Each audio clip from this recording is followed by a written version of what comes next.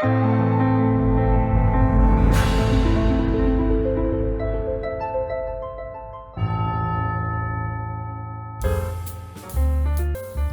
parece muy interesante la propuesta de no esencializar el pensamiento crítico mapuche ni tampoco la cultura. Estoy bastante encantada con todas estas jornadas de narrativas indígenas. Creo que desarrollar procesos de encuentro para reflexionar, para discutir sobre temas vinculados con la escritura, con la producción incluso intelectual de los pueblos indígenas en Chile me parece un espacio súper importante, súper relevante, sobre todo porque los pueblos indígenas desarrollan conocimiento, producen saber, generan producción intelectual y creo que eso, visibilizarlo, discutir en torno a esto me parece muy relevante, así que este espacio me parece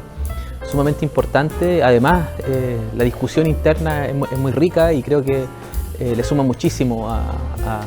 tanto a la universidad, al proceso que están desarrollando. Y así que muchas gracias realmente por la invitación, porque ha sido un espacio muy interesante y sobre todo muy rico en el debate. Quiero agradecer en este curso que hemos realizado del Ministerio de las Culturas, porque es palabra profunda y en cada una de las sesiones hemos podido ver